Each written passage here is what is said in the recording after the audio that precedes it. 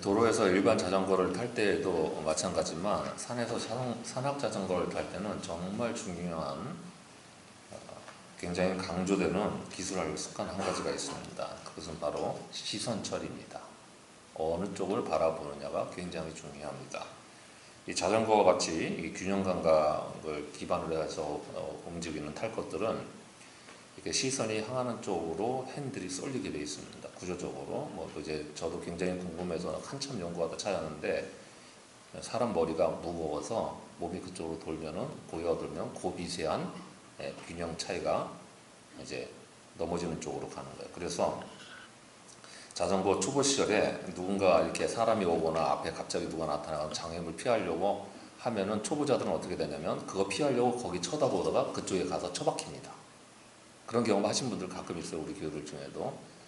그쪽으로 가서 박혀요. 왜냐면 핸들이 그쪽으로 쏠리고 그쪽으로 가기 때문에 당황해서 이제 거기 가서 처박히는 거예요. 잘 제동이 안 되기 때문에 이런 일들이 생깁니다. 그래서 산에서 코너링을 할 때 이제 코너링을 할 때 그 돌아가는 밑바닥면만 보기가 쉽잖아요. 그래서 항상 강조하는 그 기술이 뭐냐면 빠져나갈 코스를 미리 보는 일을, 내가 이렇게 90도로 틀어나간다 그러면 여기 보는 게 아니고요, 전방을 보는 게 아니고 45도 좌측 전방을 바라봐야 자전거 원활하게 밀려나거나 이탈하지 않고 넘어지지 않고 잘 빠져나가는 이런 원리가 있습니다.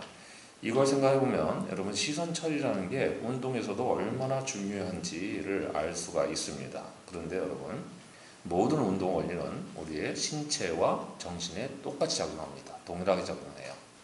그러니까 신체가 이렇게 작동하는 사람은 정신 구조도 그렇게 작동합니다. 그래서 이게 동일한 원리예요.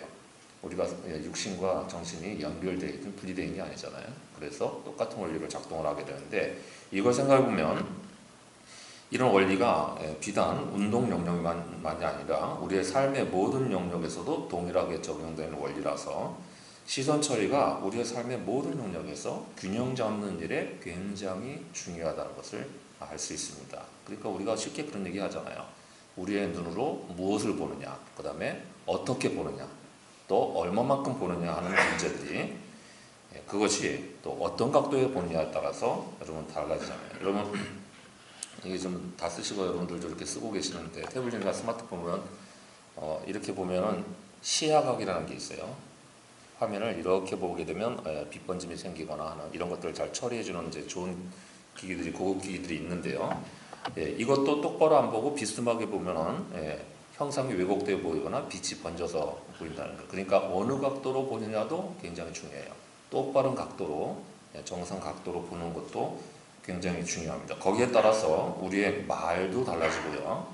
그 다음에 우리가 그래서 그 시선이 쏠리는 곳으로 가게 돼 있어서 가는 방향도 달라진다는 말입니다.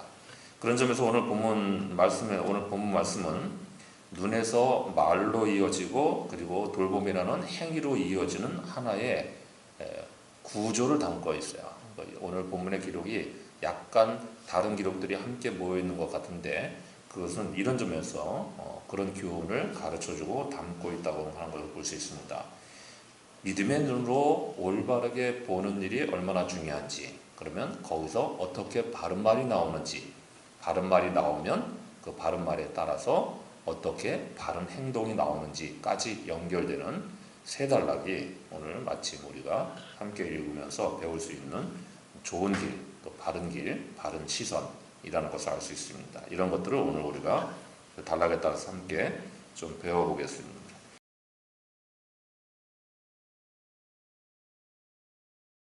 27절을 보면 예수님이 한 관리의 죽은 딸을 살리신 집에서 이제 그 다음 목적지로 이동하시려고 떠나가실 때 갑자기 두 맹인이 예수님을 따라오면서 자신들을 고쳐주실 것을 간청을 합니다.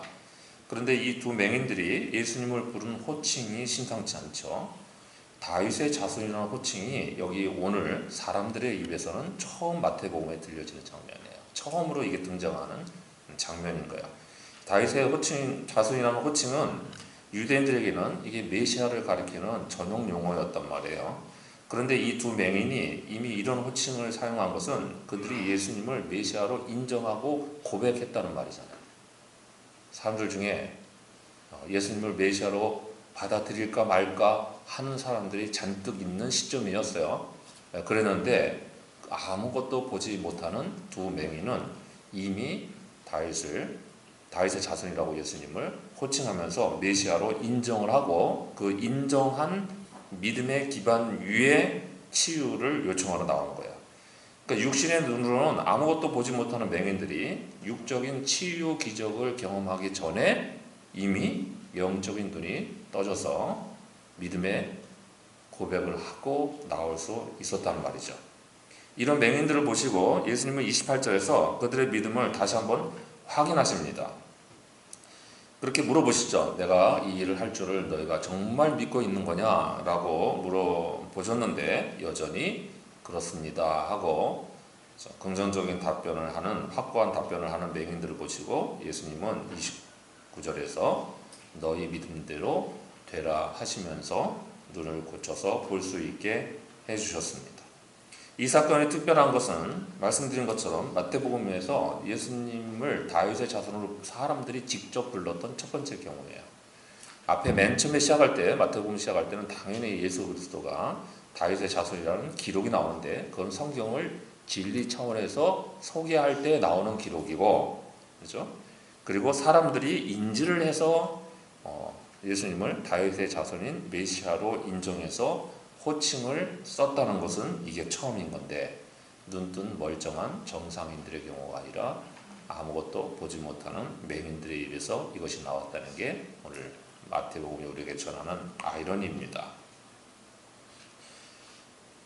따라서 맹인이 눈을 뜨는 일은 단순한 시각적인 복구 사건이 아니라 메시아를 보는 일, 곧 영적인 분별의 회복이었다는 것을 알 수 있어요. 그들의 믿음에 이미 육신의 눈이 아닌 믿음의 눈으로 예수님을 메시아로 받아들일 아름다운 기반들이 만들어져 있었다는 거죠. 그래서 이들이야말로 성경에서 보지 못하고 믿은 사람들의 첫 번째 경우입니다. 눈으로 보지 못했는데 이미 믿음을 지녔던 사람들의 케이스인 거죠. 육신의 눈으로 아무것도 보지 못하지만 믿음의 눈으로 메시아를 보는 영적인 각성이 일깨워졌던 사람들이죠. 그래서 오늘 우리가 여기서 배워야 되는 거는 우리의 시선 처리를 할 때 제일 중요한 거는 믿음의 시선 처리를 해야 한다는 거예요. 믿음의 눈으로 보는 훈련들을 해야만 한다는 것입니다. 모든 영적인 진리와 상황은 오직 믿음의 눈으로 봐야만 볼 수 있고 보이는 것들입니다. 그래서 믿음의 눈을 갖추는 일이 굉장히 중요합니다. 두 맹인이 육신의 눈으로 보지도 않고 믿음의 눈으로만 메시아를 알아보았더니 무슨 일이 생겨납니까? 그 믿음대로 육신의 눈까지 치유받는 기적을 경험하게 되었습니다. 그러니까 이들은 눈으로 보지 못했는데요. 그랬는데 영적인 눈을 갖추는 바람에 영적인 열매를 얻게 돼요. 그리고 기적과 치유를 동시에 보는 모습을 경험하게 됩니다. 그런데 이런 사람들과는 완전히 대척점에 서 있는 반대자의 모습도 오늘 본문에 나옵니다. 그 뒤에 나오는 34절에서 볼 수 있는 바리새인들의 태도인 거죠. 그들은 예수님이 귀신 들려서 말 못하는 사람에게서 귀신을 쫓아내는 걸 보고 앞에서 제 두 맹인을 고치신 사건도 봤겠죠. 그 기적 행위를 육신의 눈으로 분명히 봤습니다. 육적인 눈으로 봤어요. 그런데도 불구하고 그 사람들은 자기 눈에 들어온 것을 믿지를 않았습니다. 그리고 오히려 대적을 하기 시작합니다. 왜 그럴까요? 눈이 삐뚤어진 거죠. 눈 삐뚤어진 사람들이 있죠. 그런데 눈이 왜 삐뚤어집니까? 마음이 삐뚤어져서 눈이 삐뚤어지는 거잖아요. 그죠? 그래서 영적인 믿음의 사건을 보지 못하게 되는 거예요. 육신의 눈이 멀쩡해 보여도 믿음의 눈이 가려져 있다면 영적으로 그는 구원에 이를 수가 없습니다. 우리는 종종 사람들이 하는 굉장히 많은 착각 중에 하나, 실수 중에 하나가 자기 육신의 눈으로 보는 것을 확실하다고 믿는 경향이 있다는 거예요. 여러분 다 그렇게 생각하죠. 그래서 그런 얘기 하시죠.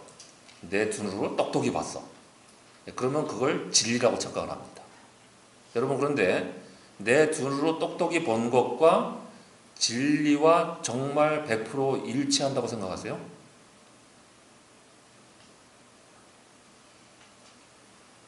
투표. 난 내 눈으로 두 눈으로 본 것이 확실하다고 믿는다. 그래서 이제까지 이렇게 살아왔다. 이제까지 이렇게 살아왔다에는 손들어야 되잖아요. 집사님만 진실하시고 솔직하시네요. 네. 다른 분들은 아닌 것처럼 눈 동그랗게 뜨고 있는 거죠. 여러분, 이건 여러분 완전한 착각입니다. 제가 그냥 한 번에 여러분의 인식을 깨트려 드릴 수 있어요. 여러분 인터넷에 오늘 가셔서 인터넷 뒤져서 유튜브에 뒤져서 착시 그림 이렇게 한번 쳐보세요. 대부분 착시에 넘어갈 겁니다. 저는 착시에 잘 안 넘어갑니다. 왜냐면 저는 제 눈을 잘 안 믿거든요. 자기를 믿지 않는 사람은 착시에 덜 넘어가요. 그런데 자기 눈을 믿는 사람은 넘어가요. 그런데 그렇게 조금 생각하는 저도 정말 기가 막힌 착시 그림에는 못 베깁니다. 그건 아무리 봐도 이거는 삐뚤어진 건데요. 확인을 해보면 직선인 거예요. 그런 그림들이 많잖아요. 근데 이런 거 빼놓고도 여러분, 눈은 단지 신체 기관 중에서 정보 입력 기관에 불과합니다. 생리적으로. 여러분, 우리가 착각하는 부분이에요. 눈이 판단 요소를 지녔다고 생각하는 거예요. 그런데 여러분 착각이에요. 정보 입력 기관에 불과하고요. 이걸 판단하는 것은 신체 기관 중에서 어디예요? 뇌죠. 뇌 구조가 이걸 판단해요. 정보를 분석해가지고 전달을 해줄 때 해석을 합니다. 이거는 네모난 사각형일 거야 라고 해서 우리에게 전달을 해준 거죠. 그런데 여러분, 그 뇌 구조도 삐뚤어질 수 있잖아요. 뇌 구조도 왜곡과 오판이 일어나요. 그래서 그 뇌 구조를 바르게 작동하느냐 마느냐가 여러분 우리의 마음, 우리 속에 존재하는 마음이라는 존재입니다. 그런데 이거 여러분 정신분석학과 심리학에서 아무리 풀어도 그 실체를 어디서 발견하는지 모르는 거죠. 옛날 사람들은, 구약에서 옛날 사람들은 사람의 마음이라는 것은 신체 기관 중에 콩팥에 있었다고 믿었어요. 오늘날은 우리가 심장에 있다고 생각하죠. 진짜요? 뇌과학자들은 뇌에 있다고 생각합니다. 그런데 뇌의 어느 부분에 마음이 존재하는지는 못 찾아요. 그런데 입증할 수 없는 거죠. 입증할 수 없는데 존재는 하죠. 그렇죠? 이걸 생각해보면 우리는 이게 정확한 객관적인 자기를 분석할 수 있는 능력이 거의 없는 존재라는 걸 알 수 있어요. 근데 어쨌든 그 마음의 구조에서 뭔가가 잘못되잖아요. 그 마음이 삐뚤어져 있으면 뇌조차도 왜곡된 판단을 하고 눈으로 받아들인 정보를 분석할 때도 왜곡된 쪽으로 해석합니다. 내가 어떤 사람에 대해서 선입견이 있으면 그 선입견에 의해서 모든 정보 능력이 필터링 돼요. 정보 입력이. 편견이 있잖아요. 편견이 있으면 편견에 의해서 모든 게 왜곡이 됩니다. 선입견은 우리의 정보 입력 수단을 필터링해서 제한을 하고요. 편견은 우리의 정보 입력 수단을 왜곡시킵니다. 두 가지가 다 우리 안에서 일어나고 많은 사람들이 이 부분 때문에 불행해집니다. 모든 인간의 싸움과 다툼이 여기서 생겨나는 거예요. 근원이, 부패가. 그런 거 보면 여러분, 우리가 잘못된 판단에 갇혀서 그것만을 사실이라고 여기는 착각을 얼마나 무섭게 여겨야 하는지는 금방 알 수 있잖아요. 따라서 우리는 신앙적으로 어떤 태도를 잘 견지해야 되냐면 육신의 눈으로 보고 믿는 것을, 듣고 믿는 것을 신뢰하면 안 된다는 거예요. 육신의 눈은 가리고, 그리고 오히려 영적인 눈, 믿음의 눈으로만 무언가를 판단하고 보려고 하는 일이 굉장히 중요합니다. 더군다나 영적인 일들을 어떻게 육신으로 볼 수가 없잖아요. 아예. 우리가 무엇을 보는가에 따라서 우리의 삶이 완전히 달라진다고 했는데요. 오늘 우리는 믿음의 눈으로 나의 삶에 일어나는 하나님의 손길과 영적인 사건들을 얼마나 파악하고 제대로 보고 있는지 한번 물어봐야 되겠죠. 그게 우리에게 오늘 말씀을 통해서 받아야 될 챌린지입니다. 두 맹인이 예수님을 다윗의 자손이라고 부를 때 그들이 이미 무언가를 보고 있었다는 사실을 생각해 보세요. 육신의 눈이 아무것도 안 보여도 볼 수 있는 것들이 있는 거예요. 그게 영적인 세계의 것들이고요. 오히려 눈이 장애가 되는 경우가 있는 것들이죠. 우리는 주님이 나의 삶에 보내주시는 손길들을 믿음의 눈으로 보고 파악할 줄을 알아야 됩니다. 여러분이 매일 묵상 시간 세워가기를 하는 이유는 뭐예요? 바로 이 믿음의 눈을 기르기 위한 거죠. 눈도 연단이 필요한 거예요. 예수님이 물으셨을 때 내가 능히 이 일을 할 줄을 믿느냐는 이 질문을 던지셨을 때 이것은 단순한 기적의 신앙을 요구하신 게 아니고 예수님 자신에 대한 지속적인 신뢰가 분명하냐를 묻는 거예요. 근데 그건 믿음의 눈으로만 지닐 수 있는 거죠. 그 신뢰는 믿음의 눈이 있어야만 생기는 거잖아요. 우리에게 육신의 눈으로 보이지 않는 문제들은 수도 없이 많을 겁니다. 여러분 믿음의 결단을 할 때 그게 육신의 눈으로 될 일입니까? 안 되는 일이죠. 또 문제를 해결하려고 할 때 문제 해결책이 안 보이는 경우도 되게 많잖아요.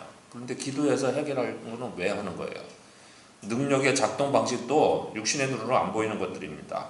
또는 구조적인 약함에서 건진받는 구원의 문제도 여러분 눈으로 안 보입니다. 여러분 사회 구조가 악해서 그 안에서 믿음을 지키려고 할 때 어떻게 선한 길을 지켜야 할지를 해답을 찾을 수가 없어요. 구조적인 벽은 굉장히 커서. 그런데 거기서도 하나님의 지혜를 얻으려고 하면은 그거는 믿음의 눈으로 되는 거지 육신의 눈으로는 못하는 것들입니다. 그러니 육신의 눈으로 볼 수 없는 것들을 믿음의 눈으로 보고 주님의 자비로운 고침과 구원의 손길들을 체험하면서 신앙의 여정을 이어갈 수 있는 모두가 되시기를 바랍니다. 제가 늘 강조하는 것은 믿음은 자기 눈을 안 믿고 주님의 눈을 믿는 거예요. 그렇죠? 이제 우리가 믿음의 눈으로 시선 처리를 해야 될 부분 중에 또 바르게 정립해야 될 영역과 과정, 두 번째 영역이 무엇인지도 배워보죠. 32절 보시면 두 맹인이 고침을 받고 그 집에서 나가는 것을 보고는 사람들이 이번에는 귀신 들려서 말 못하는 사람을 예수님께 데려왔습니다. 33절을 보면 예수님이 그 귀신을 쫓아내시자 벙어리가 말을 하게 되고 사람들은 이렇게 말을 합니다. 말을 하기 시작해요. 이스라엘 가운데서 이런 일을 본 적이 없다. 여러분 벙어리가 말을 하게 되는 사건을 벙어리가 말을 하게 말문이 열리는 사건을 보고 군중들의 말문도 열리기 시작합니다. 그렇죠? 이게 지금 오늘 사건이 그냥 예수님이 말 못하는 사람 말하게 고쳐주셨다라고 하는 게 아니고 신학적인 의도가 의미가 담겨 있는 내용인 거예요. 그래서 이건 무슨 얘기냐면 이 표현은 단순한 말이 아니라 이스라엘 사람들인 유대인들이 처음으로 예수님을 이스라엘을 위해서 일하시는 존재로 인식을 시작했다는 거예요. 자기네 백성들을 위하여 오신 분이라는 사실을 인지하기 시작했다는 거예요. 이제서야 이스라엘 중에서 아무도 이런 일을 본 적이 없다. 이렇게 말을 하는 이야기는 이분이 이제 이스라엘 중에서 뭔가를 하신다는 사실을 받아들이기 시작한 거죠. 서서히 메시아의 복음에 가까워질 수 있는 진입로에 들어오게 된 거예요. 그렇죠? 사람들이 예수님의 능력 행함을 보고는 예수님이 자기네 민족을 위한 메시아로서 자기를 구원하시는 분으로 오셨다는 사실을 보기 시작했던 거죠. 문제는 이렇게 사람들이 예수님을 서서히 이스라엘을 위한 지도자로 인식하는 첫 발걸음이 생기자 이제 조금씩 뭔가 분명해지기 시작하잖아요. 그에 따라서 바리새인들의 적대감도 더 노골적으로 나타나기 시작합니다. 그들은 예수님의 귀신 쭉줄이 귀신의 왕 바알세불을 힘입어서 한 일이라고 악평을 하기 시작합니다. 이 34절의 바리새인들의 말에 관해서는 다음 주에 바로 우리가 더 확장된 부분이 또 반복이 되기 때문에 거기서 자세히 듣게 될 거예요. 일단 믿음의 눈이 없으면 그 말이 진리의 말로 이어질 수가 없다는 사실을 배워야 돼요. 그래서 믿음의 눈을 바로 세워야 우리의 말이 믿음의 말로 나오기 시작합니다. 바른 말로 하는 것이 바로 바른 반응이고 그 바른 반응이 바로 바른 고백이고 그 고백이 믿음의 길을 가게 만드는 원동력이 되는 거예요. 그러니까 믿음의 눈을 통해서 그 다음에 믿음의 말을 만들 줄 알아야 되는 거죠. 믿음의 눈이 있으면 믿음의 말이 나오게 돼 있어요. 그러게 되면 그 말이 우리를 신앙의 동력으로 이끌게 됩니다. 그래서 우리가 이 두 번째 배워야 될 교훈을 이렇게 정리해 볼 수 있죠. 우리 모두 믿음의 눈으로 보고 그에 따라서 바른 반응을 할 줄 아는 사람들이 되어야 할 겁니다. 그게 우리가 배워야 될 두 번째 교훈이에요. 앞선 두 맹인과 여기 귀신 들린 벙어리 치유 과정에는 궁금한 점이 한 가지 드러납니다. 여러분도 실전적으로 잘 신앙이 생길 때 잘 물었을 법한 질문들인 거죠. 가졌을 법한 궁금증이에요. 자, 이 치유 사건은 지금 이 귀신 들려서 말 못하는 벙어리의 치유 사건은 앞에 있는 두 맹인의 치유 사건과 분명히 다른 점이 하나 있습니다. 무슨 차이점일까요? 예수님이 앞선 두 맹인에게는 믿음을 요구하셨어요. 테스트하고 질문하셨죠. 너희가 정말 믿음이 있느냐 물어보시고 믿음대로 되라 이렇게까지 말씀하셨어요. 근데 지금 벙어리에게는 아무 말씀도 안 물어보시고 확인도 안 하고 믿음을 요청하지도 않으시죠. 왜 그러셨을까요? 왜 그러냐고 제가 제 아내한테 어제 혹시나 기호들이 어떻게 반응할까 싶어서 물어봤거든요. 그랬더니 벙어리라서 안 물었대요. 진짜 이유는 그 웃으시는 분만 조금 센스가 있는 거예요. 진짜 이유는 앞선 두 맹인의 경우에는 그들이 이미 믿음을 고백을 했잖아요. 그러니까 예수님이 물으신 거는 자, 예수님이 모든 사람의 믿음과 수준을 다 아시는 분이시죠. 그런데 이미 다윗의 자손이여 하고 나올 때 그들의 믿음이 어느 정도 있는지 다 아시잖아요. 근데 왜 물으시겠어요? 알고 묻는 건 믿음을 강화시키려고 물으시는 거예요. 이미 자기가 믿음을 고백을 했기 때문에 그 고백한 믿음을 강화시키고 확증해 주시려고 물으신 거예요. 한 번 더 확인해서 대답을 하게 만들면 자기 것이 되니까요. 그래서 그렇게 믿음을 강화시키려고 물으신 거예요. 근데 여기 귀신 들려 벙어리 된 사람의 경우에는 오직 주님이 자기만의 뜻과 긍휼로 고쳐주신 거죠. 벙어리가 믿음이 있었는지 없었는지 우리는 모릅니다. 그런데 주님 자신의 긍휼로 역사를 일으킨 거예요. 왜 이렇게 하셨을까요? 한 번은 믿음을 물으시고 요구도 하시고 확인도 하세요. 그런데 한 번은 말도 안 하시고 그냥 바로 먼저 고쳐주십니다. 근데 둘 다 결과는 같아요. 같죠? 이게 같다고 아시는 분들은 이제 수준이 높아지신 거예요. 같은 거예요. 순서가 달라도 결과가 똑같아요. 믿음을 확인받고 고침을 받아서 확증하나 믿음의 고침을 받고 인식을 해서 고백이 일어나 결과는 다 똑같이 믿음의 고백으로 가요. 그런데 순서상 이렇게 하신 이유는 이런 거예요. 물론 우리 입장에서는 주님이 내게 믿음을 묻지 않으시는 상황이어도 당연히 우리는 믿음을 가지려고 애를 써야 됩니다. 그게 우리의 자세예요. 그런데 우리가 배워야 될 또 한 가지 중요한 진리는 뭐냐면 내가 내 믿음을 바라봤더니 조금 뭔가 부족한 것 같단 말이에요. 뭔가 모자란 것 같아요. 그런데 여러분 예수님이 그 믿음을 안 보시고 고쳐주신 경우도 있다는 걸 여기서 볼 수 있잖아요. 그러니까 귀신 들려서 말 못하던 벙어리를 고쳐주신 사건을 보고 내 믿음이 부족하더라도 주님의 긍휼 때문에 문제를 해결할 수 있다고 생각하는 게 믿음입니다. 그런 믿음도 하나님이 인정해 주시고 주님이 받아주시는 믿음이에요.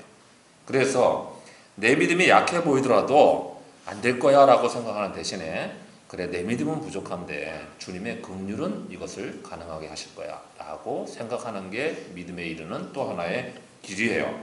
물론 여러분 믿음이 조금 더 수준에 올라가게 되면 이런 것들은 그 다음 단계로 넘어가서요 주님이 물으시는 게 있습니다. 내가 정말 이 길을 갈 수 있느냐 이런 질문들이 있을 때가 있어요. 그때 우리가 바른 반응을 위해야 되는데 그거 다음 일이고요. 처음에 시작할 때는 이렇게 시작해도 괜찮고 저렇게 시작해도 괜찮습니다. 어느 경우나 각자 다.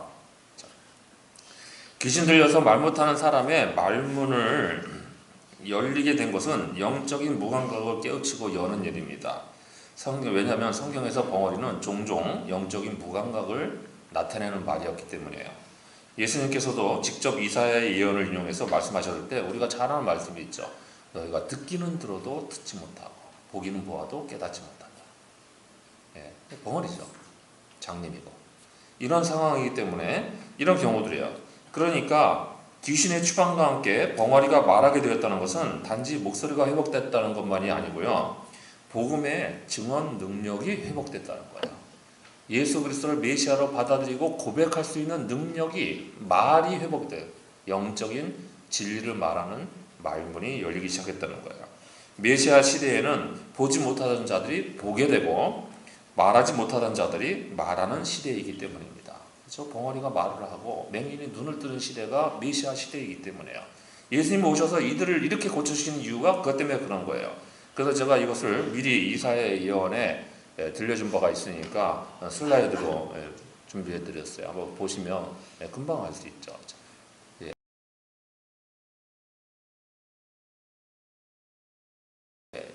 메시아를 통해서 오게 되는 나라 무슨 나라예요? 맹인의 눈이 밝은 나라예요. 못 듣는 사람의 귀가 열리고 그때 저는 자는 사슴같이 뛰고 그다음에 말 못하는 자의 혀는 노래까지 할 수 있게 됩니다. 벙어리가 말을 하게 된다는 게 무슨 얘기예요? 신앙의 고백을 이루는 거죠. 예수님 안에서 이 말씀이 실현됐으니까 우리가 이제 그 믿음 안에 들어가서 바른 신앙의 반응으로 고백을 할 줄 알아야 됩니다. 하지만 분명히 다른 반응도 바리새인에게서 나왔고요. 그죠? 똑바른 말이 아니라 삐뚤어진 적대하는 말들이 나오는 사람들도 있었어요. 그리고 오늘날 이것은 우리에게도 동일한 현상입니다. 빛의 원천이신 하나님이 사람의 모습으로 이 땅에 메시아로 오시게 되면 그 빛을 받아들여서 보는 자와 눈을 감는 자가 드러나게 됩니다. 반응이 식별되기 시작해요. 빛이 이러잖아요. 그죠? 여러분 이제 오늘 이게 등이 밝아졌으니까 좀 더 흐릿하게 보이는 게 분명하게 보이기 시작한단 말이죠. 근데 그거 보이는데 눈 감고 있으면 어떻게 돼요? 아무리 밝은 빛이어도 안 보인단 말이에요. 그렇죠? 예수님의 권능과 긍휼은 모든 이들에게, 그죠? 아무런 자격이 없는 이들에게 다 나타났음에도 불구하고 그 반응에 따라서 그 빛의 세계에 들어가는 일에 참여하는 사람이 있고 못 들어가는 사람이 생겨나게 되는 거죠. 그러니 믿음의 눈이 바로 세워져야 바른 진리의 말을 할 줄 알게 되고 바른 진리의 말을 통해서 고백을 통해서 우리가 구원에 이르게 된다는 사실을 알게 됩니다. 그러니 주님이 우리에게 베푸시는 모든 영적인 일들에 대해서 바로 볼 뿐만 아니라 그에 따른 바른 신앙 고백을 할 줄 알아야 됩니다. 주님이 이렇게 하셨어요. 그러면 주님께서 하셨습니다라고 말할 줄 알아야 돼요. 그렇죠? 그게 할 줄 모르면 여러분 그 벙어리죠. 그럼 우리 나가서 어떻게 전도를 해요? 그렇죠? 내가 살아계신 주님을 한 번도 고백해보지 못했는데 네가 믿는 하나님이 도대체 누구냐? 예수님이 뭐 하시는 분인데 그러면 성경에서 나를 위해서 구원하러 오셨다고 그러더래요. 우리 목사님이 그러셨어요. 이럴 순 없잖아요. 자기가 알고 있는 경험한 예수님을 전달해야 될 거 아니에요. 그러니 우리를 구원하신 주님의 역사와 손길에 대해서 우리는 늘 믿음으로 바른 반응을 하는 고백을 이룰 수 있기를 바랍니다. 말을 잘 해야 돼요. 그래서 그 고백이 여러분의 모든 고침을 이루는 길이고 열매가 될 것입니다. 이제 믿음의 눈으로 시선 처리를 바르게 해야 될 마지막 영역이 무엇인가도 함께 배워보죠.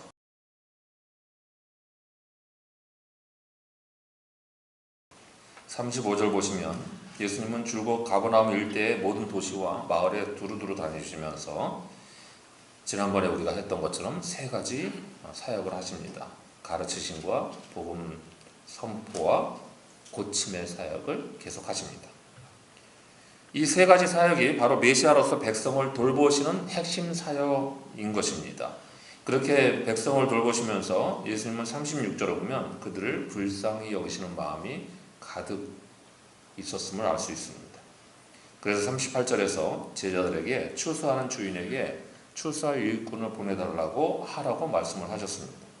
이거 예수님이 왜 이렇게 말씀하셨을까? 이것도 좀 의아스러운 부분이죠. 그렇죠? 예수님이 하나님이시고요. 추수하는 주인이시잖아요. 직접. 당사자이시잖아요. 그러면 예수님이 직접 명령하시면 되잖아요. 근데 그렇게 안 하시고 제자들한테 주인에게 요청하라고 지시를 내려놓습니다. 그러니까 38절에서 추수하는 주인이 하나님이시고 그 주인에게 청하는 행동이 있어야 한다면 그거 여러분 오늘날 우리가 무슨 행동이에요? 어떤 신앙적인 행위예요? 여러분 기도하는 행위죠. 그래서 돌봄을 위해서 누군가를 돌보는 일을 위해서 그 돌봄 안에 여러 영역들이 포함되겠죠. 그죠? VIP를 위해서 전도하러 나가는 일도 그 영혼을 살리려고 하는 거니까 돌보는 일일 거고요. 여러 종류의 일들이 좀 이따 말씀드리겠지만 있을 거예요. 그러니까 그 일들을 위한 기도를 하는 거예요. 돌봄을 위한 기도. 그냥 기도라고 막연하게 생각하지 마시고요. 특정화해서 돌봄을 위한 기도를 해야 한다는 게, 그러면 여러분이 돌봄을 위한 기도는 누가 해야 될 겁니다. 교회가 해야 될 일인 거예요. 교회에 주어진 사명이에요. 왜냐면 공동체의 돌봄이기 때문에 공동체 안에서 해야 될 일인 거죠. 일꾼을 보내십사 하는 것은 하나님께 기도하는 일이고, 그 기도의 목적, 왜 일꾼을, 무슨 일꾼을? 누군가를 돌보는 일을 위해서 보내달라는 거예요. 이게 앞으로 제자들을 통해서 세워질 교회가 감당해야 될 과제였던 거죠. 따라서 주님이 시작하신 사역을 이어받아야 될 교회의 사명은 바로 돌봄과 그 돌봄을 위한 기도입니다. 두 가지, 사실은 한 가지예요. 돌봄을 위한 기도. 그렇죠? 오늘 본문 뒤에 10장 1절 이하는, 오늘 본문 바로 뒤에 무슨 내용이 나오는지 혹시 보신 분 있으세요?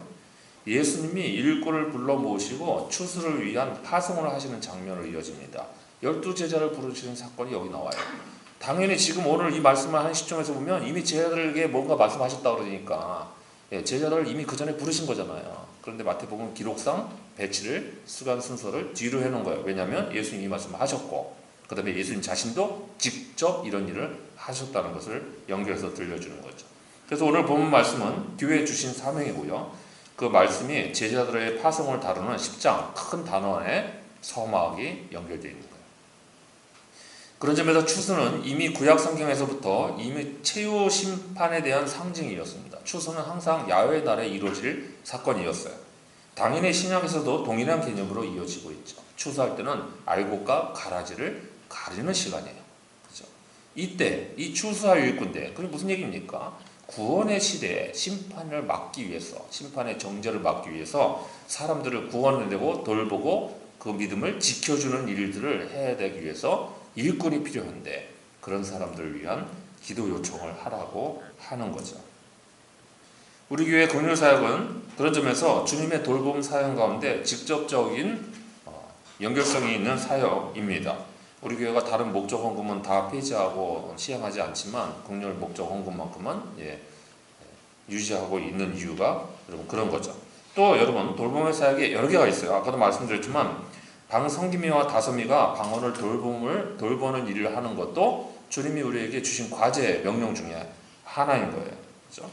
또 중보기도도 돌봄의 사역이죠. 누군가를 위해서, 교우들의 영혼을 위해서, 그들의 삶을 위해서 기도하는 일도 돌봄을 위한 기도예요. 그렇죠? 또 교우들의 신앙 증진을 위한 목회자의 기도도 당연히 가장 정점에 있을 거고, 그로부터 시작해서 중보기도 사역팀들의 온갖 종류의 기도도 다 이원 목회 기도일 거예요. 방 지도자들이 자기 방원들의 신앙 증진을 위해서 도모하고 애쓰는 일들도 여러분 그것도 돌봄 사역이겠죠. 이런 모든 일들을 가능하게 하도록 우리는 하나님의 긍휼의 시선을 가지고 기도할 줄 알아야 됩니다. 이런 일들에 필요한 일꾼이 있어야 되겠습니다. 그래서 기도하고 나아가야 돼요. 교회는 단지 복지사업이나 구제활동을 하는 게 아니죠. 우리가 누군가의 경제적인 형편만 돌보려고 일을 시작하는 게 아닌 거죠. 그들의 존재를 살피고 돌보려고 일을 하는 거예요. 그들이 나중에 묻죠. 당신네는 어떻게 해서 이렇게 선한 일을 하십니까? 예, 우리가 주님께 빚져서요. 당신에게 사랑의 빚을 갚는 중입니다. 그들이 어디로 가야 될지를 제시하고 알려줄 수 있는 거죠. 직접적으로 우리가 대가를 얻기 위해서 전도 목적으로 긍휼을 할 수는 없는 거예요. 근데 그 자체가 우리의 긍휼이 우리의 목적인 거죠. 그들의 영혼을 보살피면서 주님의 사랑을 알게 하는 게 우리의 목적입니다. 또 선교의 목적도 숫자의 증대를 위한 게 아니죠. 전도할 때 교인들을 채우려고 하는 게 아닌 거죠. 그러니까 그런 점에서 이게 다 돌봄을 위한 정신들을 지니고 해야 될 일들입니다. 우리 주님께서 목자 없는 양떼 같은 백성들을 얼마나 긍휼히 여기시는가를 잘 생각해 보세요. 우리의 돌봄의 원천적인 동기는 바로 주님의 긍휼입니다. 그 시선이에요. 그 긍휼의 시선을 우리가 담고 감당을 해야 되겠죠. 예수님의 긍휼의 마음이 바로 우리의 모든 돌봄 사역의 근본이에요. 그렇죠? 모든 이들을 위해서 돌봄의 사역을 감당하고 그들을 위해서 기도하고 그들을 돌볼 수 있는 일꾼과 동력을 위해서 마련하고 또 기도할 줄 알아야 됩니다. 이게 예수님의 눈을 이어받는 참된 믿음의 눈입니다. 우리가 배워야 될 시선 처리 세 번째는 주님의 마음을 담는 거예요. 그게 진실한 그리스도인의 믿음의 눈입니다. 26절, 36절을 보면 예수님이 어떻게 하셨다고 되어 있습니까? 무리를 보셨다고 됐어요. 그리고 불쌍히 여기셨다고 그랬어요. 이게 다 보시는 일들이잖아요. 사람을 어떻게 보느냐? 긍휼히 여겨요. 긍휼히 봐야죠. 저 사람이 뭔가 실수하고 잘못할 수 있잖아요. 내게 좀 원망스러운 일을 할 수도 있잖아요. 긍휼한 마음으로 봐야죠. 억하심종으로 봐서는 안 되잖아요. 이게 예수님의 눈이고 예수님의 시선입니다. 그분의 마음을 가진 사람이, 그분의 눈으로 세상을 보는 사람이, 그리고 그분의 눈으로 돌봄 사역을 감당하는 사람이, 그분의 눈으로 기도하는 사람이 바로 하나님 나라 추수를 위한 정직한 일꾼이에요. 그리고 그런 일꾼들이 가득한 곳이 바로 우리 교회여야 합니다. 여러분이 뭐를 얼마나 봉사하고 섬기는 일을 많이 하는지는 중요하지 않아요. 내 마음을 어떻게 긍휼의 마음을 가지고 공동체를 바라보고 다른 식구들을 바라보고 그들에게 어떻게 하는지가 중요한 거죠. 그게 작고 크는 건 무슨 의미가 있어요. 다 똑같은 주님이 칭찬하실 만한 일들이죠. 오늘 주님은 우리에게 분명하게 말씀을 하십니다. 내가 능히 이 일을 할 줄을 믿느냐. 교회의 긍휼과 돌봄이 주님의 힘으로부터 나오는 거잖아요. 주님의 능력으로부터 나오는 거니 우리는 그것을 바라보는 눈만 가지면 됩니다. 우리가 믿는다고 대답을 하고 예, 그러실 줄 믿습니다 하고 그 믿음의 눈으로 주님의 사역을 이어받아야 됩니다. 주님의 눈이 나의 눈이 되고 또 우리의 눈이 될 때 그것이 참된 믿음의 눈이고 그 눈으로 우리 각자 자기 개인만이 아니라 주님의 사역을 감당할 줄 아는 일꾼으로까지 성장하게 되고 공동체가 그래서 성숙해지는 거예요. 누군가 주님의 긍휼을 가지고 돌볼 줄 아는 공동체가 성숙한 공동체이고 주님 앞에 칭찬드는 공동체이죠. 그러면 자금은 어떻고, 그죠? 숫자가 늘어나지 않아서 깝깝하면 어때요? 주님 앞에 칭찬받는 숫자가 늘면 되죠. 그 수를 늘릴 수 있으면 여러분 족하지 않겠어요? 그러니 믿음의 눈으로 주님의 능력을 보고 그 믿음의 눈으로 다른 이를 향한 긍휼의 시선을 담고 이를 위해서 기도할 줄 아는 공동체, 그런 교회를 이루어가는 우리 모두가 될 수 있기를 바랍니다. 기도하겠습니다.